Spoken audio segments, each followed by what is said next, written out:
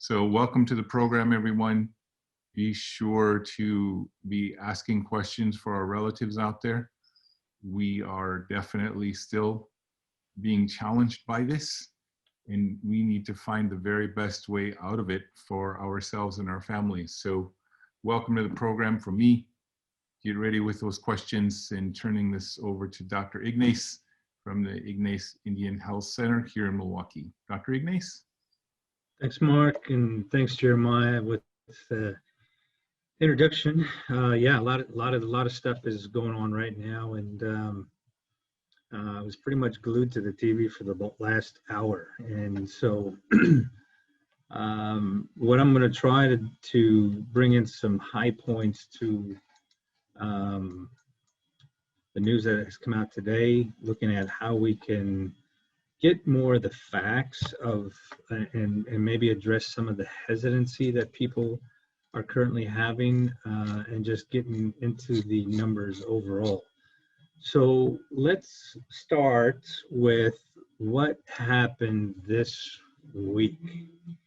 So typically on Sundays, health experts will usually get on national TV and explain what is going on. And so Dr. Fauci came out and said that their federal guidelines on wearing face mask coverings indoors may change soon. And I thought this was a bit telling as to what was going to be occurring this week, because we actually have heard what happened just 60 minutes ago. But the whole point of this interview this weekend by Dr. Fauci was to really announce that even though Mother's Day was much as it is right now, that next year's Mother's Day was going to look quite different and kind of close to normal. But the sentiment was more around vaccinations and the conditions around that. And I'll go through a little bit about what has come out with today. It's still in its development, but at least there's a guiding direction here now with how we're going to move forward. So, but one of the things that came out, which I thought was kind of interesting, and I had to basically say, he said what, was there's all this talk, all this, from administration down throughout the entire country, that the July 4th weekend is kind of this pinnacle moment where everything is coming to a point. And the current administration's goal of reaching 70% of adults who have gotten at least one dose by July 4th. Now, single dose doesn't mean fully vaccinated. So it was kind of interesting because he also said we're at 58% today. And so premising with that, like July 4th is going to be kind of this moment of relaxation on all of these restrictions. I'll explain as I go through, because there's certain points that are occurring that I think we all have to keep in mind. So we've heard the term herd immunity come up multiple times over the last year. What does that mean? What if we get to that point, that threshold, does that mean everything's done?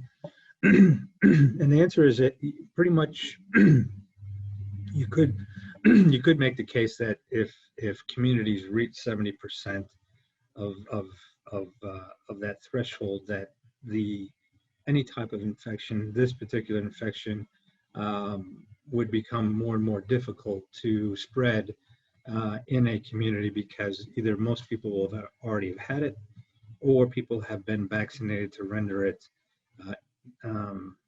the virus's inability to be transferred and transmitted to others. So keep these numbers in mind as I go through this. So 70% has kind of been that herd immunity level that everyone has kind of settled in on as being that point. 58% of adults. So take these statements, but you have to do kind of your own background research to figure out where these numbers are coming from. So what Fauci was alluding to is what occurred in the last 60 minutes, where the CDC, NIH have come out and announced that fully vaccinated people no longer need to wear a mask, a face mask, or stay 6 feet away from others in most settings, whether indoors and outdoors. So that's a pretty big statement and a pretty big direction and how this country is going to be moving forward. They did give some indications and some nuances here that people should continue to wear masks in certain settings, like in the hospital or in your doctor's office. You know, businesses may still require them. They're still recommending on any travel by air that you continue to wear your mask. Public transportation, planes and trains and any type of traveling, it is still recommended. But so without having a full description of what this statement means, I think it's going to lead into some confusion, especially as the day goes on and into the weekend, because the rules don't seem to be very explicit in what setting. Is it just this one setting? We know that, you know, like as I mentioned, hospitals, prisons, homeless shelters, these are still required. But schools have not been part of this discussion.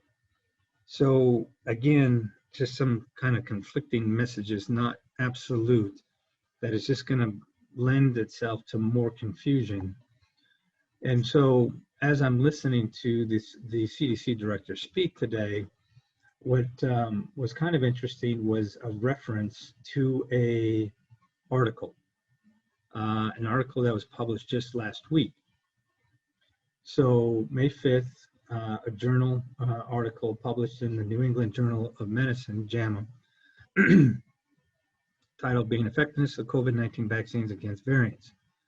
Now, what they don't say, well, you kind of have to decipher this a little bit. So the BNT162b2 COVID-19 vaccine, that's essentially Pfizer's vaccine. So you kind of have to decipher codes here and how they express medical literature, but this is the Pfizer vaccine. So what JAMA was looking at, the New England Journal of Medicine, what they were looking at is looking at Pfizer's effectiveness against variants, specifically the UK B117 as well as the South African B1351. Now, here it is in reference to Pfizer. It is nearly 90% effective in prevention of infection, and 75 to the UK, and 75% effective against the South African. Sorry, dealing with allergies. So this is important to know how effective, because it's kind of been this nebulous description and information hasn't been so readily put out there to kind of signify what work and at what level does it work at. This paper really looks at how effective it is against these two particular variants, and this is still a very good, really good effectiveness against the variants. I mean, I think we're beyond the original virus in its effectiveness, because it's just been shown to be way more than 90% effective against that. But now we have evidence to say even the variants, the Pfizer vaccine is effective. And when they took this one step further, is even the people who got the virus while vaccinated, did it prevent severe disease? Severe disease typically meaning beyond just getting it and having symptoms, but being hospitalized.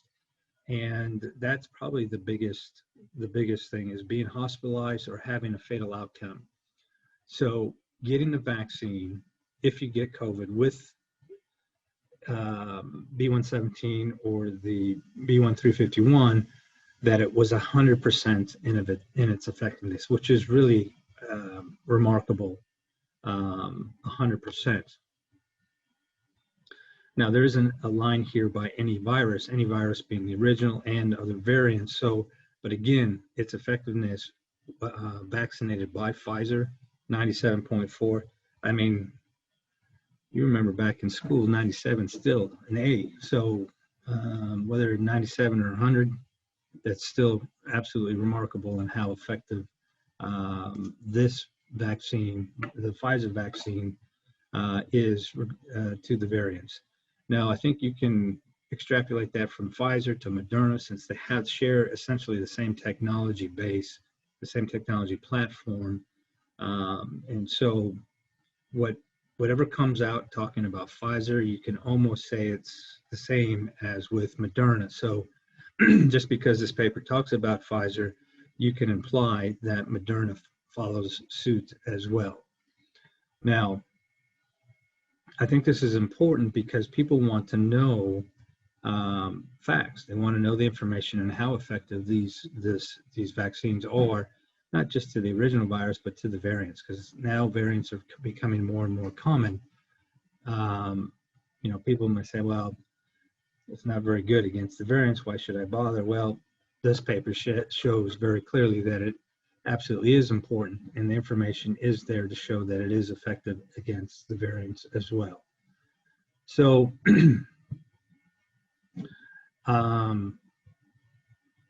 I alluded to this last week in talking about people's hesitancy in getting the vaccine.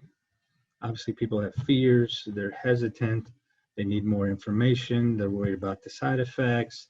You know, they kind of take this "we'll wait and see" approach. You know, that you know, this was developed too quickly, or this was you know, hearing all kinds of things about it, you know, fertility problems and DNA, and this will be introduced, and it's really quite remarkable hearing all of these side opinions and comments that if you were to look at it more closely, and if you're understanding of the facts, and that's really what this Native Strong is about, is to assure that the Native community has these facts, that they understand not only the science, but the process and the information and data that comes out. So again, you know, having side effects to a vaccine, whether it be, you know, chills or a fever or feeling achy or, you know, arm soreness, maybe I get a headache, this really pales in comparison if these only last 24, 36 hours versus what could last 2 to 3 weeks of feeling bad, or even worse, being in the hospital, or even having a fatal outcome. You know, everyone has the choice of what they want to do, but I will say I would rather take a day or two of side effects than 2 or 3 weeks of really unknown certainty what's going to happen with a COVID infection. So I've sensed a lot of individuals are concerned about the process. The process was rushed. The process was too quick. You know, this is kind of a quick illustration of how companies, biotech companies, not only do their research and development, but they've gone through their approval process for going through their clinical trials. So that part doesn't change. that part of clinical trials of any type of therapeutic, whether it be medication or whether it be a vaccine, that process doesn't change. That process doesn't change. So under normal circumstances, so let's just take biotech company X has a treatment, let's say it's a vaccine, they go through their trials. Once those trials are completed, they can submit their data. What typically happens, the vaccine sponsor will collect at least 6 months of the follow-up data from their phase 3 clinical trial, and they will submit this for an extensive application process to the FDA. The FDA would have 10 months to review, approve, and license this therapeutic. Now, during this time, it's federally mandated that a external review board for the FDA called VRB PAC, that's the Vaccine Related Biological Products Advisory Committee, they meet and they go over their data, and they will go over it and over and over it and submit to the FDA. The FDA will certainly go through their process of approval and say, yes, this is good. We recommend this. It will go to the advisory committee, the ACIP, Advisory Committee on Immunization Practices. They will go through their review process, go to the CDC, and CDC makes their final decision based on all the information collected from all of these groups and put out their approval. That's under normal times, okay?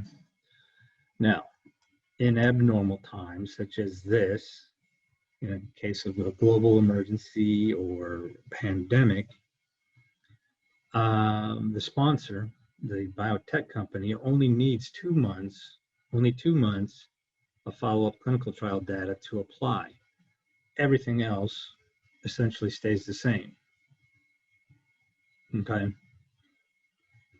So that the lower half of this slide, that first, the green bar tells you what the normal process is. Now, instead of getting 6 months follow-up data from phase 3 clinical trials, under pandemic or global emergencies, they only need 2 months. And that's exactly what happened in this scenario with, we'll call it Pfizer. So this means that they could apply in abnormal times for emergency use authorization. Now, it's also under the assumption that Pfizer, the sponsor, Pfizer Tech, will apply for a full license, full approval by the FDA once they have their follow-up data. Then the FDA has 6 to 10 months to review. Now, what's interesting is this doesn't get talked about, but Pfizer has done that, and the FDA is actually in that process of right now for FDA approval. It's been authorized for emergency use, but Pfizer's in the process of getting a final approval, which is ongoing right now. So I've heard people say that, well, it's not FDA approved. Well, it's in the process. And I think we have enough data to this point to show under its emergency use authorization that that approval should be more of just a formality, that we've been operating under this emergency use. We know how effective Pfizer is, not only against the original virus, but also with the paper I just showed you from the Journal of Medicine, that that this should be approved, which means if people are waiting for that terminology, I don't know if getting your vaccine now versus 3 months, 4 months from now, when they finally do give their final approval, if that really is going to change your mind. Do you want to wait 4 months and say when the FDA, or do you want to get it now when, and actually we're kind of operating in that mode as we speak right now. Now, a third thing has occurred. Pfizer has asked the FDA. Now, this isn't an emergency use authorization. It is an extension or an amendment to the adult emergency use authorization. So we know that the CDC has approved of Pfizer's vaccine of 12 years of age and older. It's not a new emergency use authorization request. It's really an extension to include 12-year-olds. And obviously, this past week we heard from the VRBAC, that Vaccine-Related Biological Products Advisory Committee. We've heard from the FDA. We heard from ACEP yesterday. CDC is going to give its really more final approaches, final recommendations on it. But essentially, everything that you've heard up to this point, the CDC is going to move ahead with everyone's recommendations and approvals, and it is essentially free to vaccinate 12-year-olds. So in this whole process, there really hasn't been any part of the steps along the way that have been shorted, that have been overstepped, that have been overlooked. All of the processes that are normally in place are in place. They've condensed the process. And probably the biggest difference is, instead of having 6 months of follow-up data from your phase 3 clinical trials to down to 2, that is essentially the only major difference in this entire process of not only from its creation of the vaccine to its approval process. That whole thing has been condensed to the time frame that we currently are at. So I am confident in not only the process, but also the extensive evaluations and data analysis and crunching and questions being posed and answers being answered and that are appropriate. I am confident in not only the entire process, but again, having the FDA give its final approval is more of a formality, and I already view this vaccine in that light, and that it obviously this is a vaccine that's been approved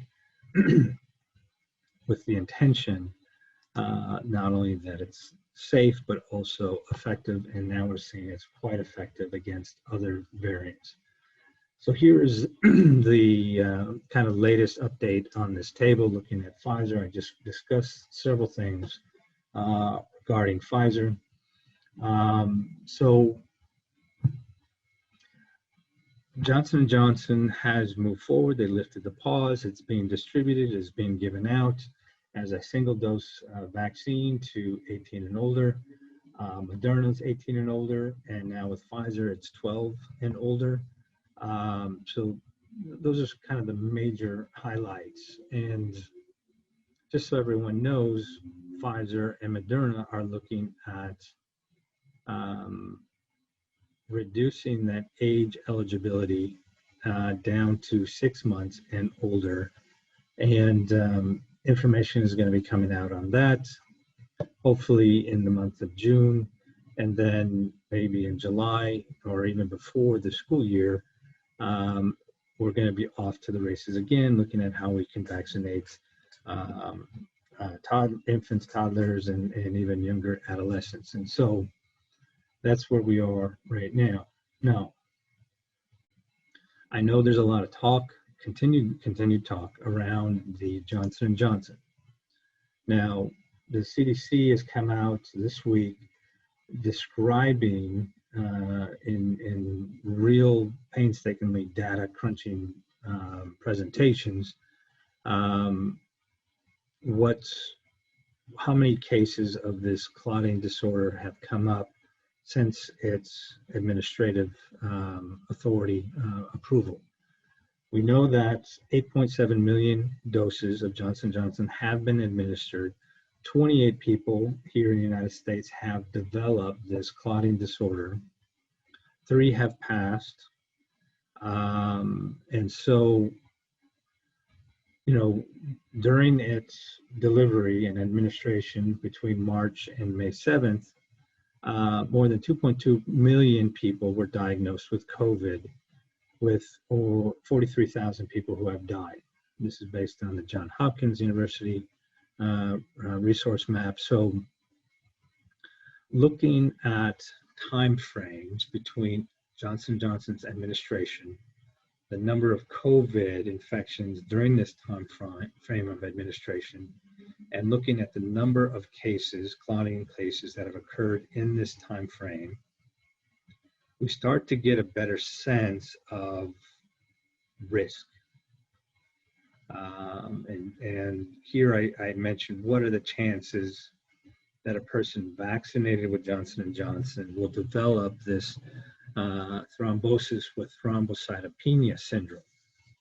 You know, this blood clot disorder that it can occur in various different veins as well as arteries in our body. Well, CDC's come out and said there's 1 in 300,000 chance that you would, if you got Johnson & Johnson, that you would develop this. So now the flip side to this is during the same time frame, 7,600 Americans, US Americans, have died from COVID. So when you start looking, 1 in 76 Americans have died. 1 in 76 Americans have died from COVID. So when you look at risk of Johnson & Johnson blood clotting to COVID and the risk of dying, you really get a sense that the risk of dying from COVID is 40 times higher than from getting the blood clotting disorder. So from the vaccine from Johnson & Johnson. So that is really the bottom line when it comes, is risk adverse, and being able to understand your chances of of not getting vaccinated, and we'll just do round numbers, 1 in 8,000 Americans who died from COVID versus 1 in 300,000 chances of getting this blood clotting disorder from the vaccine. So again, very clear that the benefit of the vaccine outweighs the risk. And just to give you some context, people say, well, what's 1 in 300,000? Well, there's basically a 1 in 500,000 chance that you could get struck by lightning. Does it happen? Yes. Not very often. Rarely does it happen, but it happens. Getting this disorder as a result of getting the vaccine, 1 in 300,000. Yeah, I mean, it could happen, but it is a rare effect of as a result of getting the vaccine. So I mentioned variants, how effective Pfizer is against variants, not only against the original virus, but also against the variant. UK, South African variant as being the 2 principal against prevention and also preventing severe disease. Now, when we look at variants here in the state of Wisconsin sequences randomly positive cases of COVID here in the state, and they start genetically sequencing what type of, is it the original virus? Is it a variant? If it is a variant, what type of variant are we looking at? And what we're seeing now is that the original virus is the predominant virus that is occurring here in Wisconsin. Almost 80% of all COVID cases are related to the original virus. 20% are related to the variant, but when you break that out, what we're really talking about principally is that the B117 is the vast majority of all the variants that are occurring. Now, I just mentioned, based on the New England Journal of Medicine, Pfizer, Moderna vaccine are quite effective, almost perfect against preventing not only severe disease, but also in its effectiveness in preventing infection. So,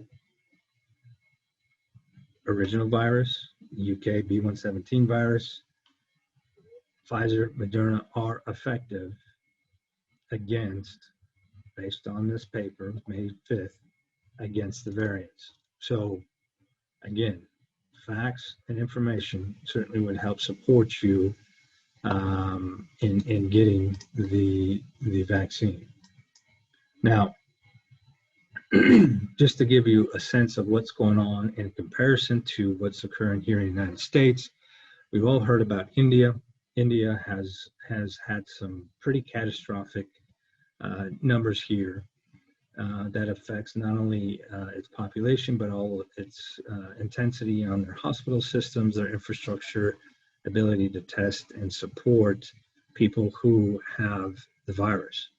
Now, in the past week, there's been some dynamic changes, and it appears that perhaps India has plateaued with COVID infections at about 400,000. They keep bouncing back from 400 to about 375, bouncing back and forth. So is this the plateau that India is going to be operating under, and how long will this last? Will it be a 2-week block, 3-week block, 4-week block, and then start to decline? Well, you can imagine that the next couple months are going to really be hanging in the balance here of how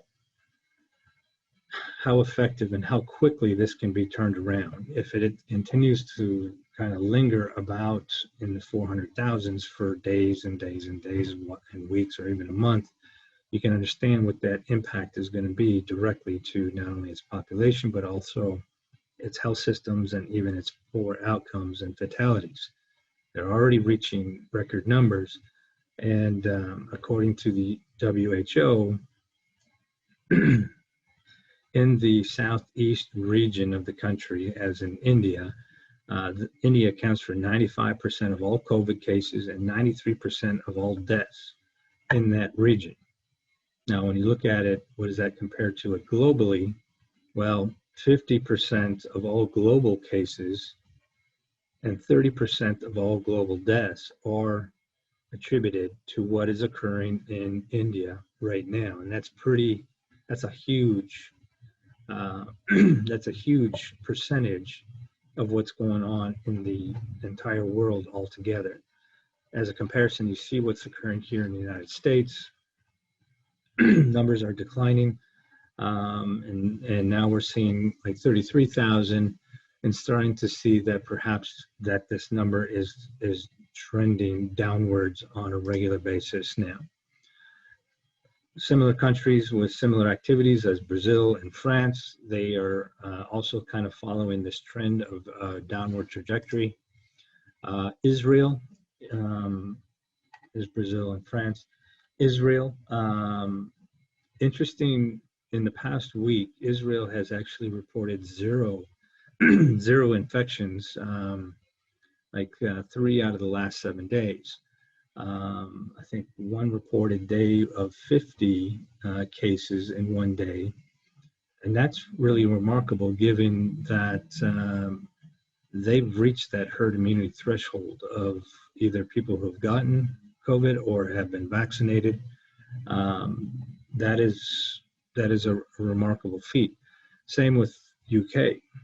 They have kind of reached this steady state plateau where the vast majority of their population has received the vaccine, and they're averaging less than 2,400 cases a day for their entire country. So this is really some remarkable results as the country has put in such a huge effort in making sure that everyone gets vaccinated, that we're seeing such a dramatic turnaround.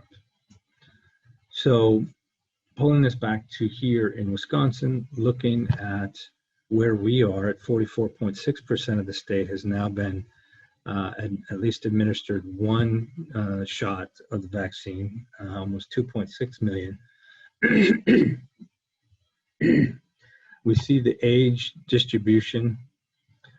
We see the race and ethnic distribution where the native population is at 27.5% that have been vaccinated, Asians 39.6, African American 21.1, white 41.7, Hispanics 27.7. What I wanted to show, just kind of behind the scenes, what these numbers were, what the number of trends are looking like. So as you go from left to right, this bottom table shows you at a week interval what the total number of individuals that have had at least a single dose. Now, the middle section, the highlighted yellow section, is the number of single doses individuals in the past week. So what I've done here is I unhighlighted yellow to just white, indicating the total number of individuals immunized. At what week did this peak? For the natives here in Wisconsin, it peaked March 17th, and since then has been steadily declining. And you can see the other racial and ethnic groups when their date had peaked, and you see a steady decline. And as over the last month, it has, for 4 straight weeks, has been a steady decline across the board for every race, every ethnicity. And then the numbers on the far right just look at the rate of percent change in the past week, really just looking at, again, when did this peak and how has the trend been since? And the trends have been steadily declining across the board for all groups. When we look at fully vaccinated individuals, the state's looking at 38% right now, and really the bar tables are really just showing where we are by race and ethnicity, and what those percent changes have been over the various weeks and when those peaks had occurred. So it's been steady, but now these percent changes should really start, since we're a month out from steady declines across the board. We're probably going to be looking at steady decreases from here on out for the next 4 weeks, just because of the timing of the vaccines. Pfizer's 21 days, Moderna's 28 days. We're at that point now where we are probably going to start seeing steady declines of increases as we move forward. Looking at the administration of vaccines here in the state of Wisconsin, 4.7 million doses have been administered. We see the breakout of Johnson & Johnson, Moderna, Pfizer. Pfizer's has 2.5, more than half of the state has been vaccinated with Pfizer, 2 million from Moderna, and 182,000 doses administered by Johnson & Johnson. So when we look at May 12th on the far right here, we see that the total number of doses administered, 4.7. What I look at is what is the 7-day average? Well, the 7-day average now is just a little over 30,000. So as you look at prior weeks, you can see the peak of vaccine was April 14th. And ever since then, the decline has been quite rapid. In fact, we're now at a rate of half of what we were doing just 4 weeks ago. So it's really amazing how quickly things have turned, and now we're seeing such a decline here in the state of Wisconsin. If we look at what's going on in the entire United States, so here we have a steady increase, and bam, it flips and we start seeing the rate of decrease. And if you look at it, you would say, well, there's been a steady increase. But when you start looking at the decrease, you wonder if that decrease is occurring a lot faster than the rate of increase was. And you're probably right when you start looking at this, especially in the last week, that number is drastically going down. And I think what right now is like just over 1.8 million doses per day. I suspect next week it will be even closer to maybe 1.5. Now, I had mentioned earlier that Fauci made statements about kind of 70% by July 1. We're at 58% right now. So I find that a little interesting because when we talk about herd immunity, we don't describe herd immunity as only a certain age group. Because the reference point was that, yes, we're only at 58%, but that was speaking to people 18 years of age and older. Well, that really cuts out anybody less than 18 years of age. And we know that there's a good portion of the population, more than 20% of the population is essentially less than 18 years of age. So we can't just exclude them for the sake of saying we're at 58, we need to get to 70. They have to be included in this population. Otherwise, your numbers get skewed. So in accounting for the entire US population, if we're looking at 70% as being this target goal by July 1, we need an estimated 48 to 50 million new individuals to be vaccinated between now and July 1. Now, I had mentioned the rate of decline that's occurring, and it's occurring quite rapidly. Almost 400 to half a million people difference each week in decline. When you start looking at the numbers, I don't know between now and July 1, given the rate of decline that's occurring, whether or not this is achievable. When we're looking at 48 to 50 million new individuals getting vaccinated. Now, if we're looking at a US population of 325 million on top of what's been done and what needs to be done between now and July, and the rate of decline, we're probably looking at a fully vaccinated population of about 62-63%. That's if the rate stays the way it is. If it decreases, if the rate of decreases is even more, or there are fewer and fewer and fewer people getting vaccinated by at least my estimation, I have overestimated, and that number may actually fall to a much lower population. Now, I'm including the entire population. I'm not talking about 18 years of age and older, because now that we've authorized individuals 12 years of age and older, you have to include that now in your number. You can't exclude it. So you have to keep apples to apples, oranges to oranges. I'm looking at the entire population, and I don't know with July 1, we're going to get 70% just based on the numbers that I'm seeing.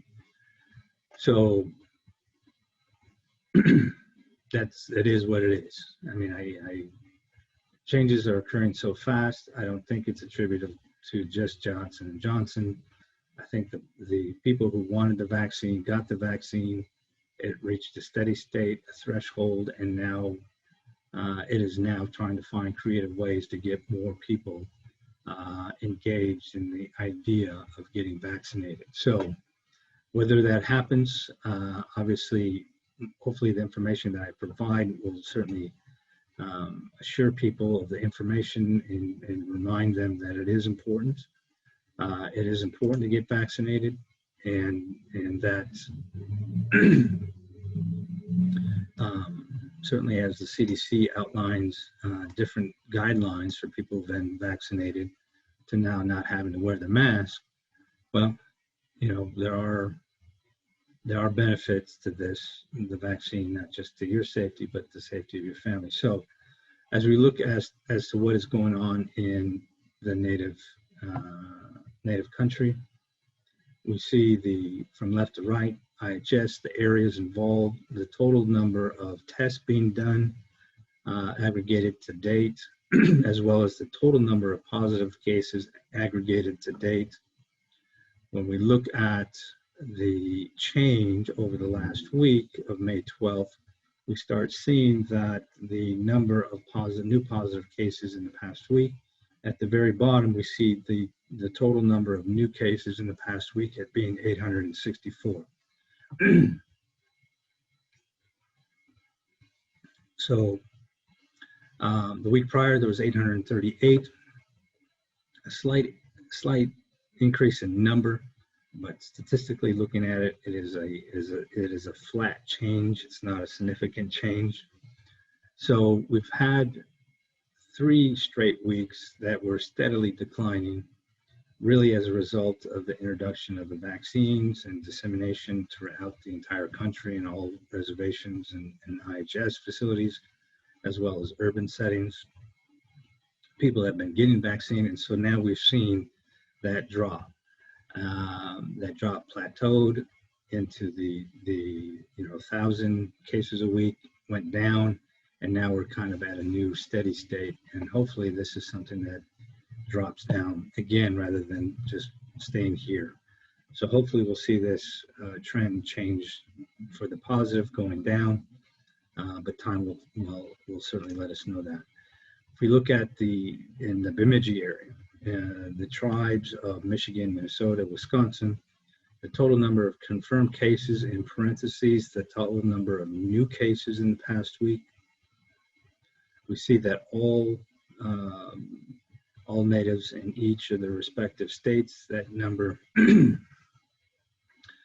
Michigan and Minnesota are starting to decrease. Wisconsin has had kind of this steady increase over the last 3 weeks. When we look at the rate of COVID by population, we see that Michigan 7.4, Minnesota 7.6, Wisconsin almost at 13%, and continues to rise ever so slowly. This is kind of the latest of what's going on for the Native community here in Milwaukee County. This is the rate of single dose infections per 100,000. We see the yellow bar representing the Native community. We've had 2 significant increases in the rates of vaccinations for Natives here. And then once April started, we see this kind of rapid decline across the board, across all races and ethnicities. So, and that's been a steady decline that's been going for almost a month now. Much of what we see in the numbers, we see that here in this graph. If we take an extension and look at it as a bar graph of Milwaukee County and the ethnic groups of blue being the week prior, the orange being current, we see that at the current rates of at least having at least 1 single dose of vaccine in Milwaukee County by race, we see that the Native population still has a very high rate, a very successful rate of vaccination here, followed by the other races and ethnicities. So when you look at this, it's pretty clear as to there are groups that have certainly taken advantage of the vaccine. We still have work to do across the board for everyone. And some communities may be a little harder to get vaccinated than others, but believe me, it's not without effort. Everyone has been working extremely hard in ensuring that everyone has not only the access but are eligible and the ability to get the vaccine. The 7-day average here in Wisconsin is now 491. I put some of these benchmarks as a reference point. So where we are right now is essentially where we were back last summer around the July 4th timeframe. So I think this is important as a point of as context as to where we are, what we were doing last year to what we're doing right now, and the sentiment that was occurring back last year to what it is now is very different. People remember back last summer, there was certainly such a fever pitch of worry, fear, and concern with averages of 500 a day, where now we're seeing 500 a day now, and we're like,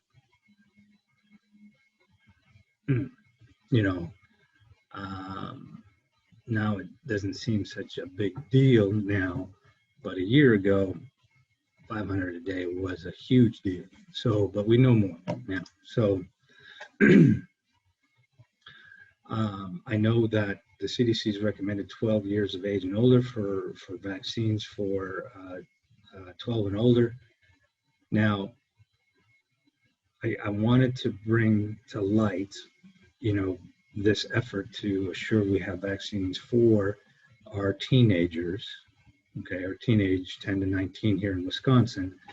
So looking at this table, again, if you go to the very far left, ages 10 to 19, the demographic of Wisconsin is about 740,000 individuals within this age group. There's been 72,000 cases. Almost 10% of cases are due to this age group, but less than 1% actually get hospitalized. 0.02% of all cases of this age group actually get admitted to the ICU. 0.004% fatality rate, and there's been 3. So that's the context of which we're talking about this vaccine. Now, when we look at what's occurred in the last 2 weeks, we see that 10 to 19-year-olds, 1,500 cases. If you go straight to the bottom, you see that there's 19.3% of all cases in the last 2 weeks are due to this age group. 4%, or 33, of the total number of cases actually been admitted, no ICU cases, and no fatalities. So the presence of virus is, there without a doubt. This age group, as we are addressing vaccines in our older age group, and much of them have been vaccinated, their rates of infection are going down, and then as a result, whoever hasn't been vaccinated to date, obviously their risk goes up, and they're really the only ones left. It's kind of like playing musical chairs. Once the music stops, whoever is left that's unvaccinated, it runs the risk of getting infected. And so that's what we're seeing as we're pushing these blocks of age groups who are vaccinated, and the age groups, younger age groups, become more and more of the predominant who are unvaccinated. Well, we're going to see these age groups get more of the infections. The flip side of this is that we know that the risk of hospitalization is low. ICU admissions are even remarkably rarer, and even fatalities even become extremely rare. So what I'm going to do, I'm going to flip this back to you, Jeremiah and Mark, if you're still here, for any questions or comments or thoughts about what was discussed today. So I got to put you right on the spot. There was a pretty quick question, I think, right when we got into the 12 and 15-year-olds, as far as their now eligibility with the vaccine. A woman on Facebook asked if we, or the Gerald L. Ignatian Health Center, will be holding a vaccine event or clinic for 12 to 15-year-olds. Yeah, so I'm looking at the logistics and coordination of this effort, and possibly bringing back the mobile vaccine teams that we assembled in prior events, and really get a good estimation of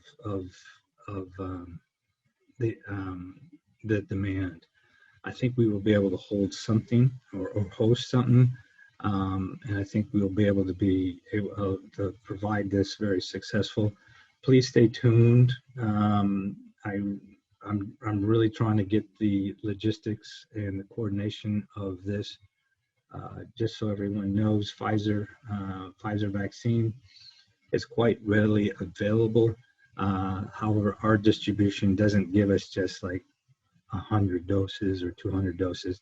They give us it in one big supply. And so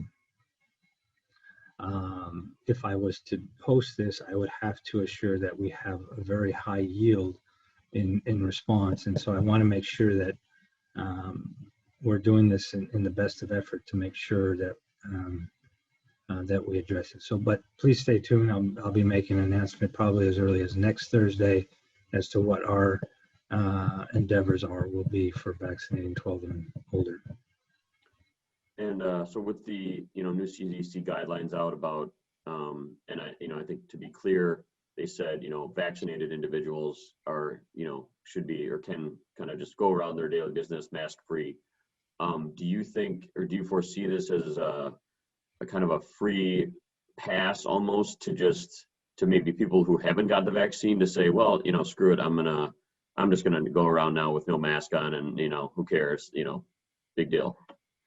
Yeah, it's not as if we can go around and start asking people to pull out their vaccination cards. I mean, it's going to be hard, and it's going to be, is it worth the interaction or the confrontation that may come with asking people whether or not they've been vaccinated?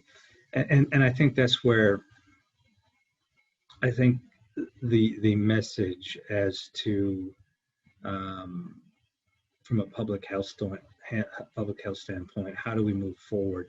Because what I didn't discuss and what's going to I think become more of an issue is, okay, that's great, CDC from a public health standpoint, but from a national standpoint that has gone out.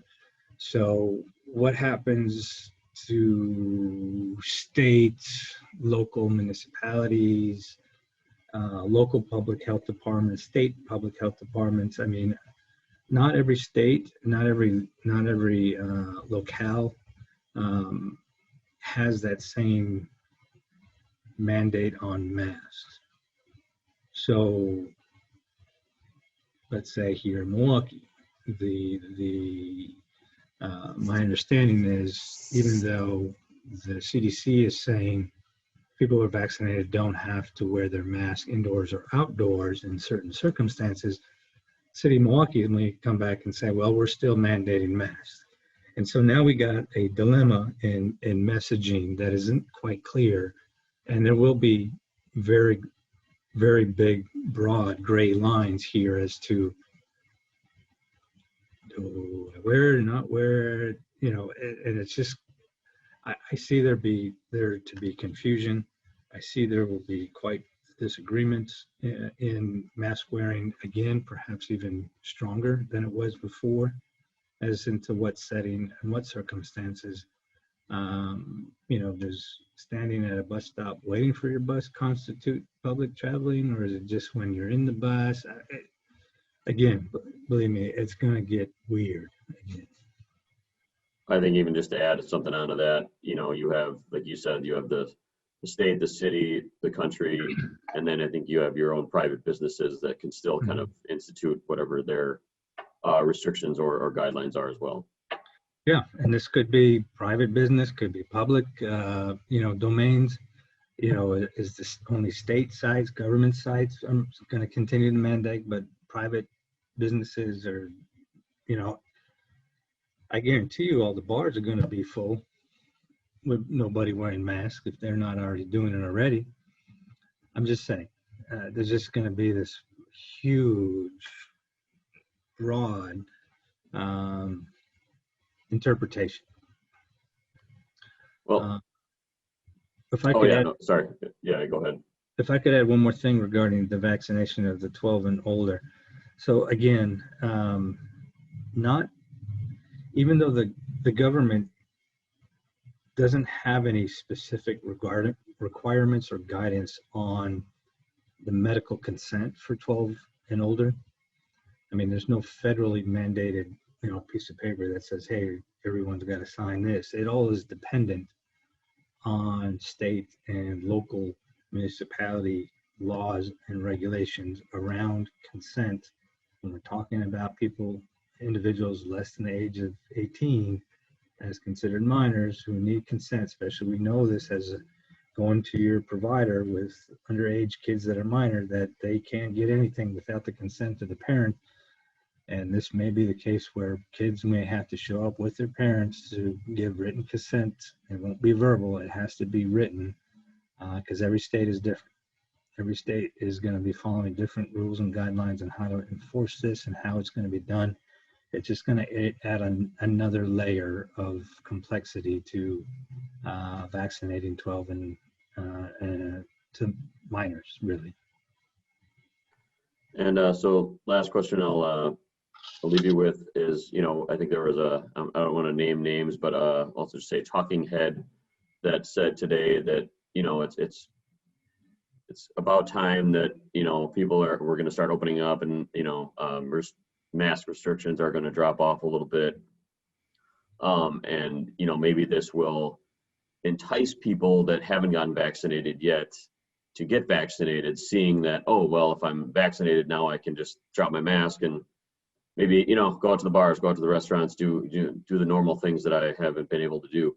Do you foresee that being a driver for, vaccines to be, kind of get another jump? Or do you kind of, I know you mentioned that this kind of downward trajectory, or, what do you foresee as besides that, a possible way to get people interested and reinterested in getting these numbers back up? And this is where it gets really confusing, because as I mentioned, so Fauci says, hey, we need 70% by July 1st. Well, I had mentioned that we're not, at the rate we're going right now, I don't see us getting to 70% of the country, the population getting to that level. So, people are going to question whether or not 70% was the herd immunity threshold. Did we overestimate, over project ourselves to say we need 70%, absolutely 70%? Or is it herd immunity more like 60%, and that getting 10% more would be just kind of icing on the cake? I don't know. Is this notion, this whole idea of not having to wear masks indoors, outdoors, did we do this too early? Did the CDC pronounce this kind of declaration too early? Only because, was this based on this data? Because if the information, the science, the articles, and all of these, medical journals articles that are coming out would have suggested that perhaps this could have been recommended maybe a month ago. So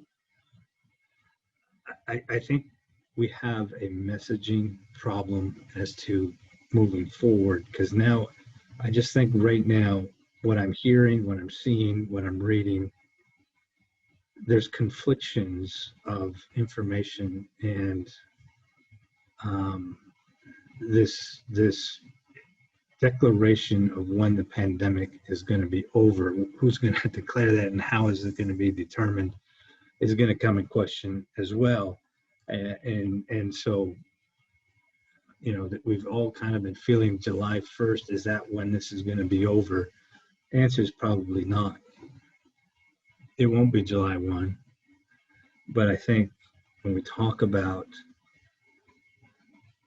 how the country moves forward, how the CDC plays a role in its messaging, how it's conveying medical information based on numbers and statistics and all that business.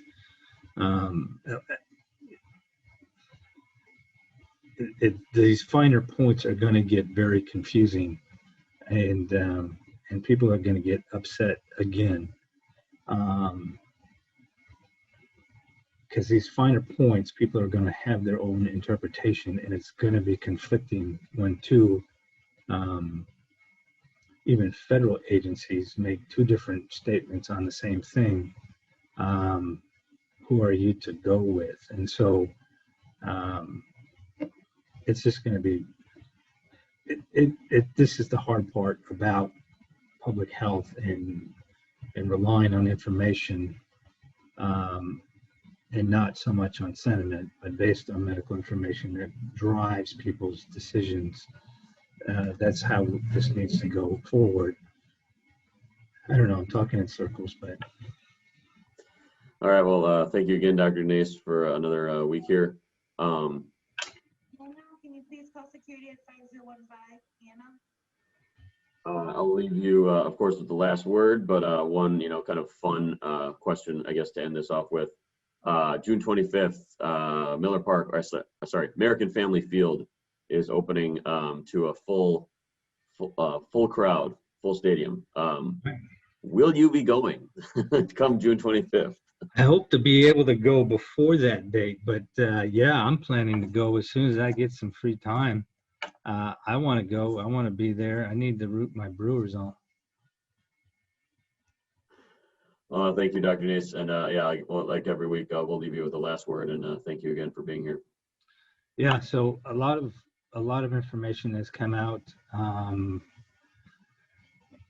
The mask requirements, if you're vaccinated, there's your perk. You get to be indoors, outdoors without a mask anymore and without having to social distance.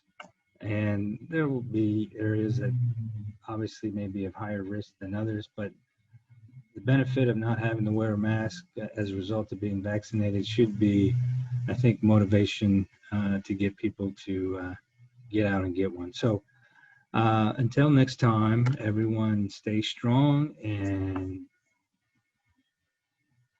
get your vaccines. All right. Have a good day.